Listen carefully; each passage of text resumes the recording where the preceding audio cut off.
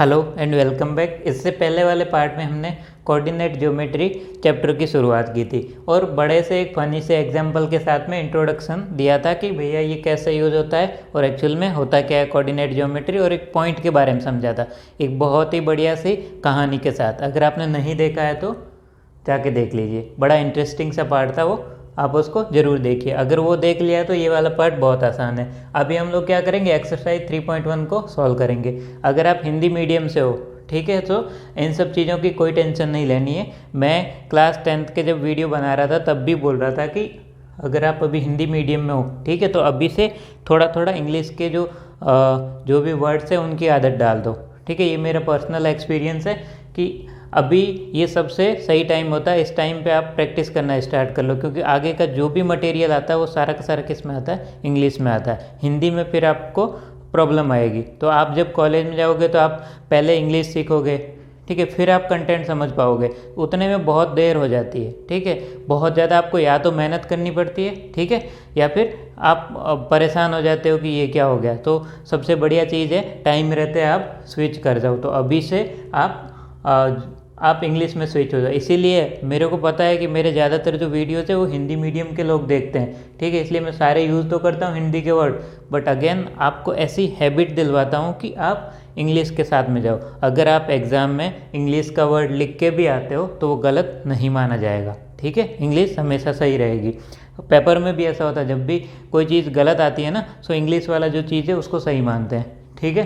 तो टेंशन नहीं लेनी और अभी से स्विच कर लो, ये बहुत ही बढ़िया मौका है। चलो, ये प्रॉब्लम्स बहुत आसान है, ठीक है। सबसे पहले इसने बोला है कि आपको क्या करना है कि एक स्टडी टेबल, इतनी तो इंग्लिश आती है, स्टडी टेबल, टेबल लैंप, ठीक है। उसने बोला कि जहाँ पे आप जिस टेबल पे बैठ के पढ़ते हो, जो स्टडी टेबल होती है, उस पर मुझे क्या करना है, एक टेबल लैंप रखना है, ठीक है। मैंने वो पेज वाला जो एग्जाम्पल दिया था ना, पॉइंट बता के ऐसे रखना, और बताना है कि भैया उसको कैसे लोकेट कर सकते हो, उसको कैसे एक फिक्स पॉइंट पे रख सकते हो। तो मैंने क्या बोला था कि मिनिमम हमें कितनी इन्फॉर्मेशन चाहिए, 2 इन्फॉर्मेशन चाहिए। अगर 2 इन्फॉर्मेशन हम इस टेबल लैंप को दे देंगे टेबल की रिस्पेक्ट में, ठीक है, टेबल के साथ में अगर 2 इन्फॉर्मेशन दे देंगे, जैसे पेज के एक नीचे वाले एक्सिस से एक साइड वाले एक्सिस से जैसी 2 इन्फॉर्मेशन दिया, तो एक पॉइंट को जगह मिल गई, एक सही डायरेक्शन मिल गई कि हाँ पॉइंट यहीं पे बनेगा, ठीक है। वैसे ही हमें एक टेबल लैंप इस पर बिठाना और उसको सही से जगह देनी। अभी मान के चलो हमें कुछ नहीं पता, हमने जो वीडियो 1 में देखा था हमें सिर्फ उतना ही पता है, ठीक है। तो देखो आप क्या रखोगे, सबसे पहले तो मैंने एक टेबल लैंप रख दिया, ठीक है। ये एक टेबल लैंप मैंने यहाँ पे रख दिया। तो हमें क्या करना है, इस टेबल पे इस लैंप को रख के देखना है, ठीक है। अब देखो हमें क्या करना, बस इसको 2 इन्फॉर्मेशन असाइन करनी। तो मैंने बोल दिया कि भैया इस एज से मैंने एक स्केल रखा, ठीक है, और मान लो इसको मैंने रख दिया 50 सेंटीमीटर पे, ठीक है। यहाँ से मैंने 50 पे रखा और यहाँ पे मैंने क्या किया, 30 सेंटीमीटर में रख दिया, ठीक है। उसने बताया नहीं कि कौन सा पॉइंट क्या लेना है क्या नहीं लेना है। सो जस्ट ये यहाँ से ये वाली जो डिस्टेंस है वो कितनी होगी, 30 सेंटीमीटर, और ये वाली जो डिस्टेंस है ये वाली डिस्टेंस कितनी होगी बताओ, इस वाली लाइन से इस वाली लाइन की कितनी, 50, और इस वाली लाइन से ये वाली कितनी होगी, 30। तो हमने क्या किया, 2 डायमेंशन दे दिए और बता दिया कि ये टेबल यहाँ पे है, ठीक है। अब यहाँ से एक थोड़ी सी नई चीज़ देखने को मिलती है कि जब हमने बता दिया कि ये 30 और ये 50 है, तो हम लोग एक ऐसे करके लिख सकते हैं ये, ठीक है। ये एक शुरुआत हो रही है, एक बहुत ही बड़े कॉन्सेप्ट की शुरुआत हो रही है यहाँ से। तो हम इसको ऐसे लिख सकते हैं 30 और 50, ठीक है। हमने ऐसे करके बता दिया, ठीक है। या मैंने मान लो कि पहले ये वाला लिख दिया, बाद में ये लिख दिया, ठीक है। अभी हमें कुछ नहीं पता है, अगर पता है तो भी थोड़ी देर के लिए उसको दबा के रखो, देखो। और दूसरा 50 और 30, ठीक है। जो प्रॉब्लम पूछी है ना कि आपको रखना है और उसको लोकेट करना है, सो हम इस 2 तरीके से हम इसको रिप्रेजेंट कर सकते हैं, 2 तरीके से लोकेट कर सकते हैं, ठीक है। अब क्या होता है, फॉर एग्जांपल क्या होता है, मैंने बोला था कि 2 इन्फॉर्मेशन चाहिए, ठीक है। लेकिन अगर मान लो कि मुझे 2 इन्फॉर्मेशन दे दी, एक बार किसी ने बोला कि 30-50, एक बार 50-30 बोला, ठीक है। आपको बताया नहीं कि कहाँ से 30 लेना, कहाँ से 50 लेना है, ठीक है। तो एक बार ये 30 ले लेगा, ये 50 ले लेगा, दूसरी बार में जैसे ये रखा है 30 और 50, तो दोनों ओरिएंटेशन क्या है, पॉसिबल है। लेकिन हमें पूछा था कि जस्ट लोकेट करना है। तो अगर आप ये वाली प्रॉब्लम है तो उसके हिसाब से आंसर सही है। लेकिन अगर बोलूँगा कि क्या ये इनकम्प्लीट इन्फॉर्मेशन है, क्या हम ऐसे किसी को लिख के दें, ठीक है। उस कागज़ में हमने बताया था कि नीचे वाली एक्सिस से 30 है और साइड वाली से मतलब 5 है, 3 है, जितनी भी ली थी, ठीक है। लेकिन इसमें हमने ये नहीं बताया कि भैया कौन से वाले से क्या है, हमने दोनों तरीके से लिख लिया। ये दोनों आंसर सही है, ठीक है। लेकिन बाद में हम लोग क्या करेंगे, इसको थोड़ा और स्टैंडर्डाइज करेंगे कि भैया जो पहला टर्म लिखेंगे ना वो हमेशा एक्स कोऑर्डिनेट लिखेंगे और दूसरा वाई लिखेंगे, लेकिन वो आगे वाले पार्ट में देखेंगे, ठीक है। अभी के लिए ये दोनों आंसर क्या है, सही है।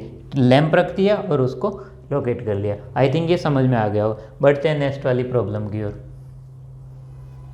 अब बढ़ते हैं हम लोग दूसरी प्रॉब्लम की ओर। ये एक्चुअली प्रॉब्लम्स कम है, ये आपके लिए कंसेप्ट ज़्यादा है। ये आपको स्टेप बाय स्टेप बता रहे हैं कि जो आप पढ़ते हो उसकी क्या इंपॉर्टेंस है, ठीक है। इसीलिए मैं बोलता हूँ अगर आप क्लास 10th में हो तो भी आपके लिए बहुत ही इम्पोर्टेंट चीज़ बन जाता है, ठीक है। क्योंकि जो बेसिक होता है ना, जो बेस होता है, जो फंडामेंटल होता है, वो ज़िंदगी भर काम आता है, ठीक है। आप ये अभी से समझ लो।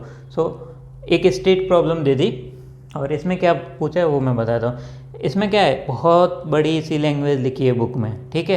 उसको पढ़ने के लिए थोड़ा सा पैसेंस चाहिए। अगर आप पैसेंस के साथ में थोड़ा सा पढ़ोगे ना तो आपको बड़े आराम से समझ में आ जाएगा, ठीक है। अभी के लिए मैं एक्सप्लेन करता हूँ, उसके बाद में अगर आपको मान लो पहली बार में प्रॉब्लम समझ में नहीं आई तो मैं एक्सप्लेन करता हूँ, उसके बाद में आप प्रॉब्लम को पढ़िए बुक के बाद में, ठीक है। फिर जो वीडियो पॉज किया बीच में उसको वापस कंटिन्यू कीजिए और फिर यहाँ पे आइए, ठीक है। आपको समझ में आए। तो ये प्रॉब्लम ये बता रही है कि मेरा कुछ डायरेक्शन का बात कर रही थी। तो सबसे पहले एक बहुत ही बेसिक सा फंडामेंटल समझते हैं। देखो, जब भी कोई डायरेक्शन बताता है ना तो हम अपनी मर्जी से डायरेक्शन नहीं ले सकते, ठीक है।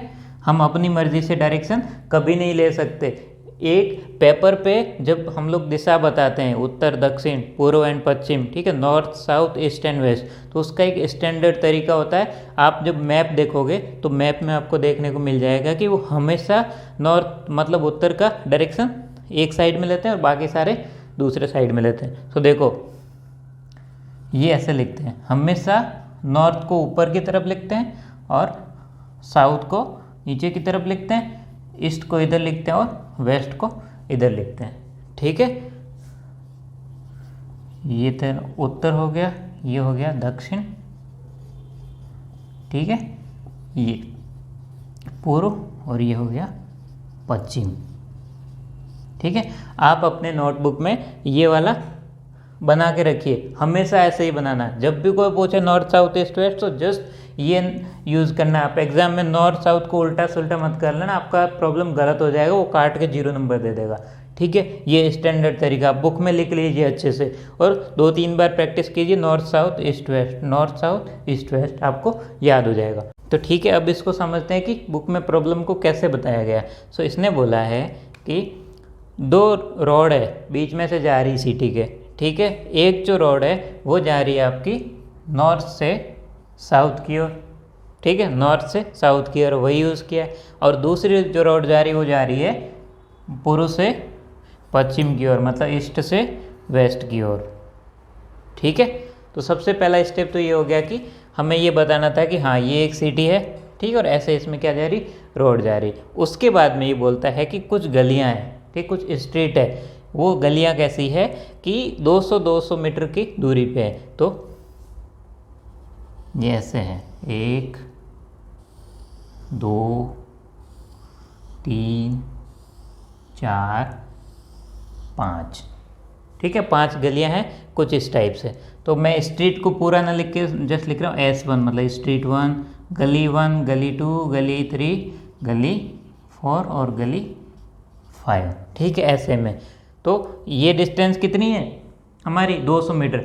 अब आप देखो 200 मीटर आप अपने उसमें बता सकते हो पेज में, कभी नहीं बता पाओगे, दुनिया भर का पेज लग जाएगा। आप शायद 9th क्लास में जितने आपने पेज पढ़े हैं ना, जितने भरे हैं वो सारे लग जाएंगे, तब भी आप 200 मीटर को एक उसमें नहीं बता पाओगे, ठीक है। तो उसके लिए क्या करते हैं हम लोग, स्केल का मतलब ये होता है कि हम 1 किलोमीटर को अगर बताना तो हम लोग मान लो 10 सेंटीमीटर में बता दिया, सो वो 10 सेंटीमीटर का मतलब होगा 1 किलोमीटर। तो इसने बोला है कि जो मेरा 200 मीटर है ना, उसको आप 1 सेंटीमीटर मान लीजिए, या फिर आप अपने हिसाब से मान सकते हो, बट इसने बोला है कि 200 मीटर को क्या करो 1 सेंटीमीटर मान ली। तो अगर मान लो इसको आप एक ग्राफ पेपर में प्लॉट करते हो, सो जो ग्राफ पेपर में 1 सेंटीमीटर होता है ना, वो मतलब क्या होगा 200, मतलब 1 सेंटीमीटर के बाद में एक गली निकलेगी, 2 के बाद में दूसरी निकलेगी, तीसरी। तो जो पढ़ने वाला होगा वो ये समझ जाएगा कि हाँ स्केल का वैल्यू कितना है, 1 सेंटीमीटर का मतलब हो गया 200 मीटर। तो वो अपने आप बोलेगा कि ये 200 है, ये भी 200 ऐसे।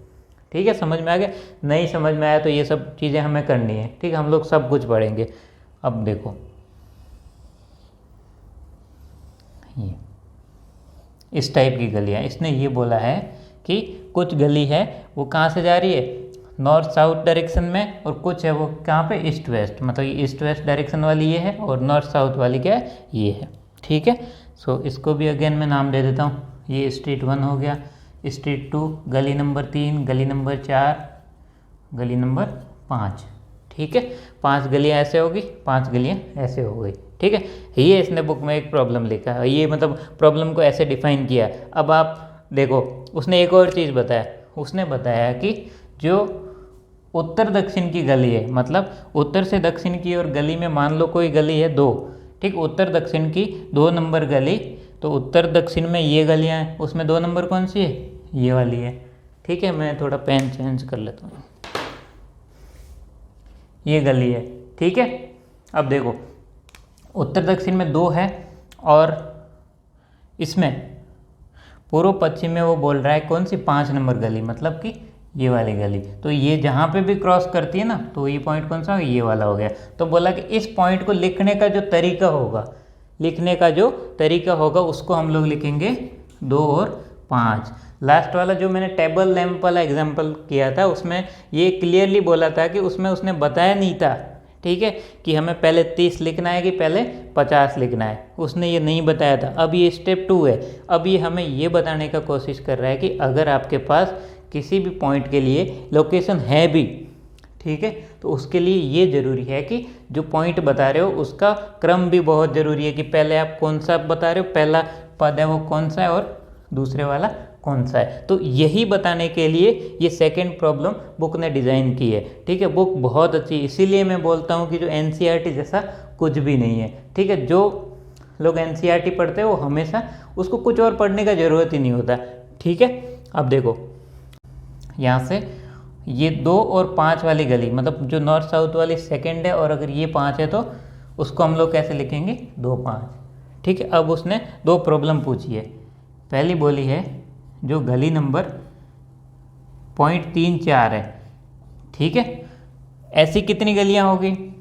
दूसरा बोला है 0.43 है, ठीक है, ऐसी कितनी गलियां होगी। उन गलियों को पहले तो इसमें बताओ, ठीक है, और बता के ये बताओ कि इस टाइप की गलियां कितनी होगी। ठीक है, अब देखो समझते हैं इसको। 3 4, तो पहला टर्म इसने क्या बताया, पहला मतलब हो गया जो उत्तर से दक्षिण की ओर गली जा रही है वो पहला है, और दूसरा क्या है, पूर्व से पश्चिम, मतलब ईस्ट से वेस्ट की ओर जा रही है वो कौन सी, दूसरी गली है। तो जैसे इसको मैं 3 और 4 को कैसे बताऊंगा, 3 मतलब गली नंबर 3 उत्तर से दक्षिण में, 1 2 3 मतलब कि ये वाली गली पहली, दूसरी कौन सी है, चौथी गली, मतलब 1 2 3 और 4 मतलब ये वाली गली। अब देखो ये दोनों कहाँ पे काट रही है, यहाँ पे काट रही है। ठीक है, सो ये वाली गली कौन सी होगी हमारी, 3,4। यहाँ से समझ में आ गया। अब ये क्या कर रहा है, अब ये हमें बता रहा है कि ऑर्डर कितना ज़रूरी है।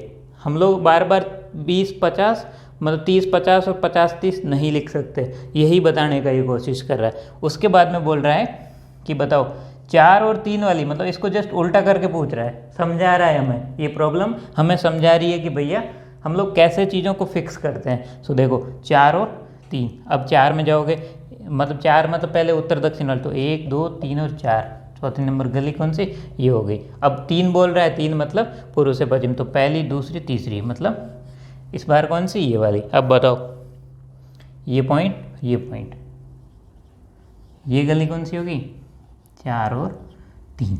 ठीक है, अब मेरे को बताओ क्या 3 और 4 की कितनी गलियां होगी? सिर्फ एक ही गली पॉसिबल है। यहाँ भी फिक्स कर लिया, यहाँ भी फिक्स कर लिया, तो इस पॉइंट के अलावा और कोई पॉइंट बन ही नहीं सकता। 4 में ये 4 फिक्स कर दिया, 3 फिक्स कर दिया, मतलब ये भी क्या होगा? एक होगी। तो इसका आंसर क्या होगा? सिर्फ एक गली या एक स्ट्रीट